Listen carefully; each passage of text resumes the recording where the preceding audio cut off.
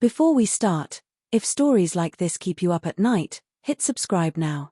Trust me, you're going to need company before this one's over.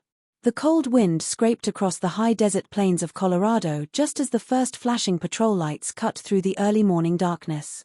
It was 4:17 a.m. when the Fremont County Sheriff's Department received a call they never expected, a highway worker reporting an abandoned federal transport van sitting crooked on the shoulder of County Road 12. The engine was running. The doors were open.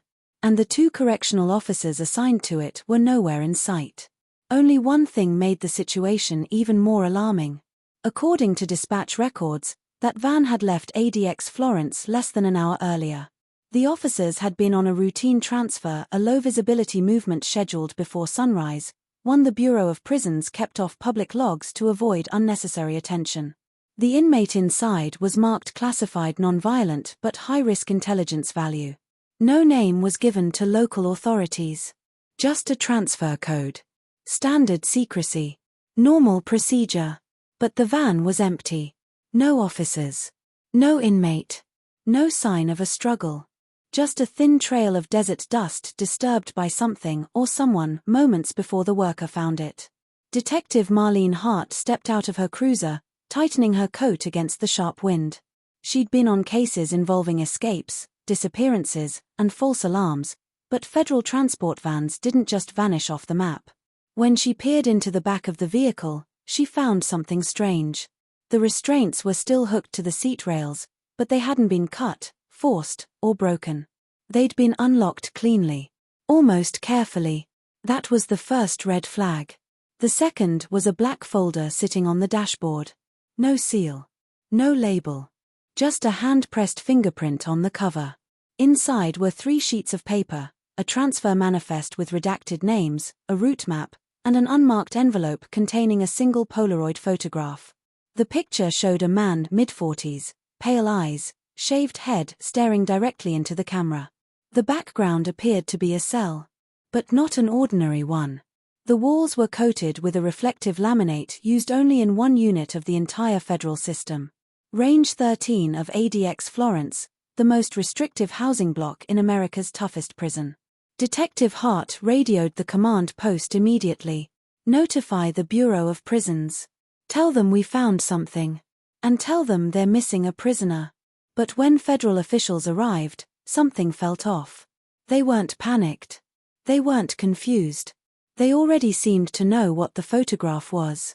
Hart could tell by the tightness in their posture, the way their eyes avoided hers, the way they spoke in rehearsed half-sentences rather than answers. One official, a man who identified himself only as Director Lin, closed the folder and said, "This transport didn't contain who you think it did." "What does that mean?" Hart asked. "It means," he said quietly, "your missing inmate never officially existed." He wouldn't explain further. By mid-morning, the area was flooded with unmarked federal vehicles. Agents swept the roadside, the drainage ditch, and the surrounding scrubland. No footprints. No tire tracks except the van's. No shell casings. No discarded restraints. Not even a glove.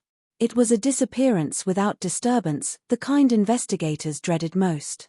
Detective Hart watched as Federal Command set up a perimeter and sealed the scene from local eyes. She wasn't supposed to see the interior logs they accidentally left exposed on a tablet, but she caught enough of a glimpse to notice a line of text that burned itself into her memory.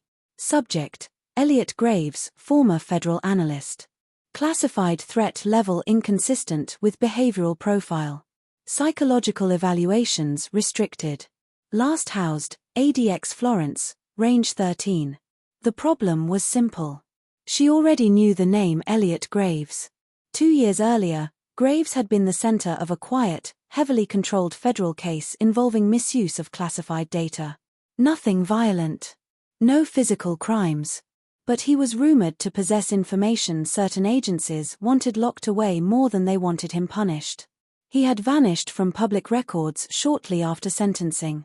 No trial footage. No appeals. No official inmate number in accessible databases.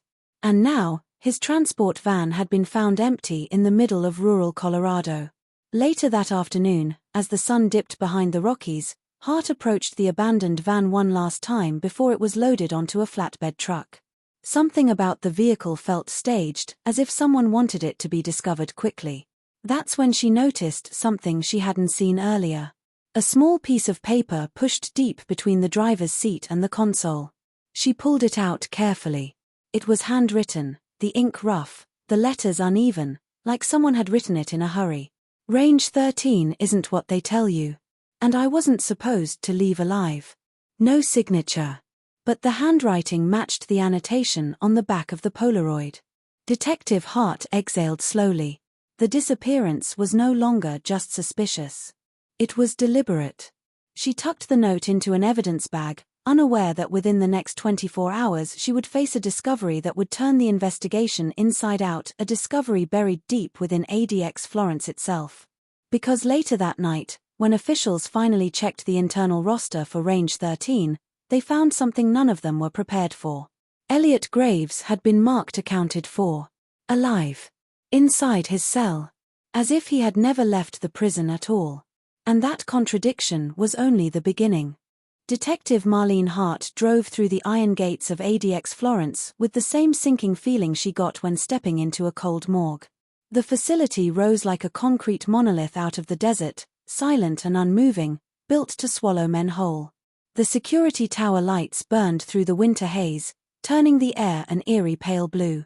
Inside, everything was controlled, the temperature, the sounds, the sightlines. Nothing happened by accident. Yet something impossible had already happened.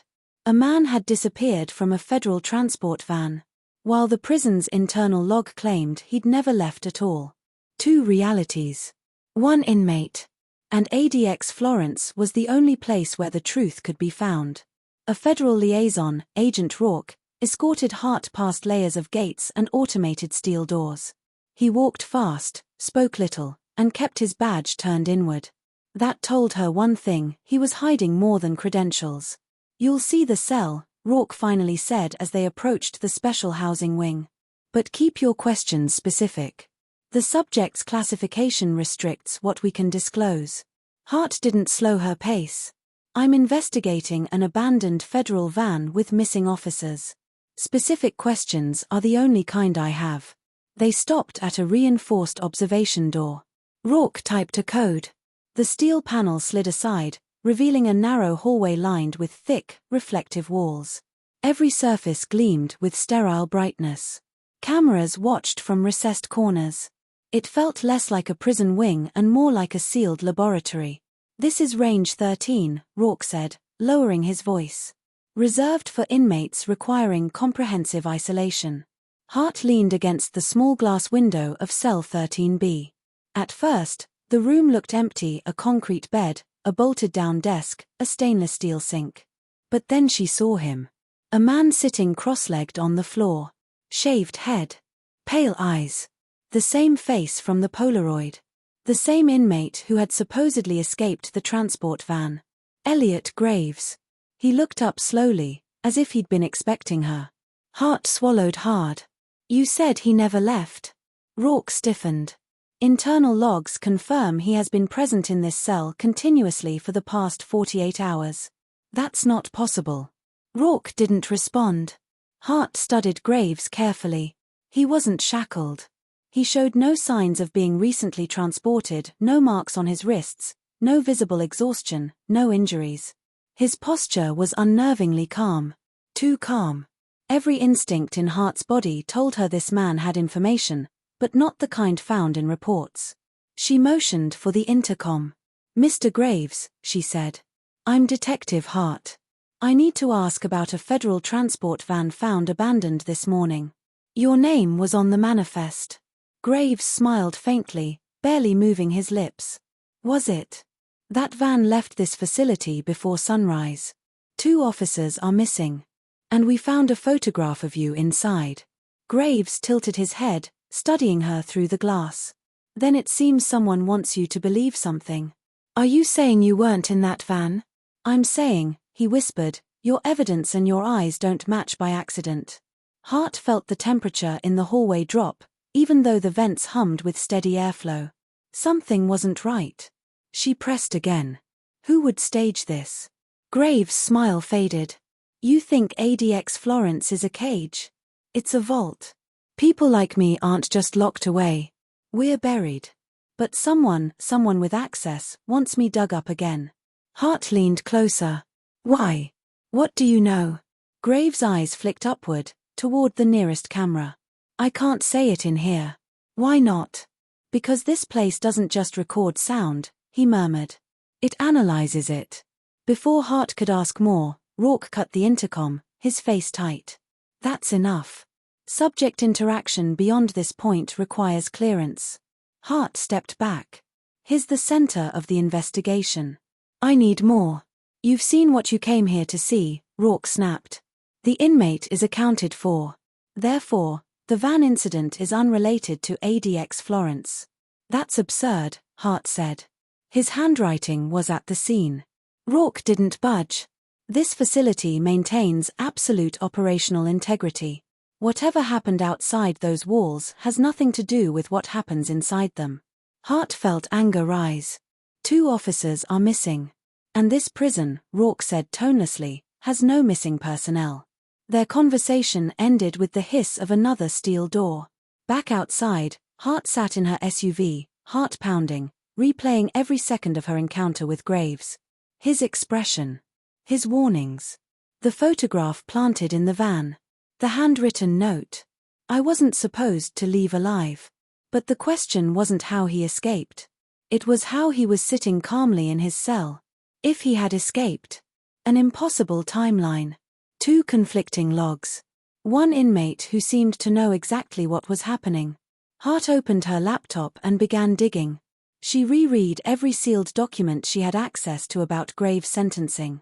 Something caught her eye, a line hidden in a sealed annex. Defendant placed into special custody program, details restricted to Tier 1 access. A second line beneath it. Subject permitted no external transfers without level red override. A transfer override. Like the kind required for a van to leave the prison. Hart's breath caught. Someone with high-level clearance had authorized that transport. Someone who wanted Graves out of the facility, while another system insisted he never left. And then her phone buzzed. Unknown number. No caller ID. She answered. A robotic, distorted voice whispered only 4 words. Graves isn't the target. The call disconnected. Hart stared into the desert horizon, pulse racing. If Graves wasn't the target, then who was? And where were the missing officers? The answers weren't outside ADX Florence. They were buried inside it. And she had just stepped into a conspiracy built deep within America's most secure prison, a place designed to keep secrets, not inmates. Detective Marlene Hart returned to ADX Florence before dawn, the desert air colder than the concrete walls rising before her. She had spent the entire night tracing federal override codes, cross-referencing transport authorizations, and replaying the anonymous phone call. Every breadcrumb led her back to one place. Someone inside the facility had staged the van incident. Not to free Elliot Graves, but to make it look like he had been freed. A decoy disappearance. A planted photograph. A forged transport order. Whoever orchestrated the event wanted the world, or at least law enforcement, to believe Graves had escaped. But why? When Hart stepped into the administrative wing, she found Agent Rourke waiting, flanked by 2 uniformed officers. His expression was calm, too calm. You're early, he said.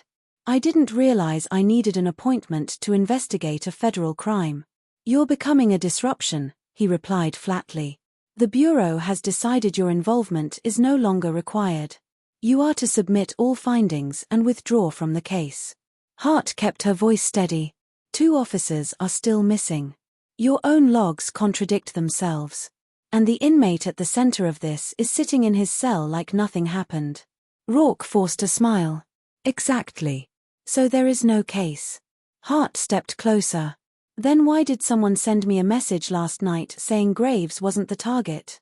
For the first time, Rourke's expression changed, a subtle tightening around his eyes. Hart saw it. He knew something. Something bigger than the van, the missing officers, or even Graves. You should be careful who you listen to, he said. People misinterpret things. He turned to leave, but Hart stopped him. What happened on Range 13 yesterday? For real. Rourke paused, exhaling slowly. Detective, there is no Range 13. Hart blinked. I was just there. No, he said softly. You were shown what you needed to see. A chill scraped up Hart's spine. What does that mean? Rourke didn't answer. He simply nodded to the officers behind him. Escort her off the property. But Hart wasn't leaving. She waited until the shift changed. Federal rotations were precise, predictable, and easier to exploit if you watched closely. She slipped past the gatehouse with a forged visitor exit slip she had copied earlier. Once inside the service corridor, she took the long route: laundry, maintenance, loading dock. It was a maze of identical concrete hallways and steel doors, each humming with the weight of secrets. Her goal wasn't Range 13. It was something hidden deeper.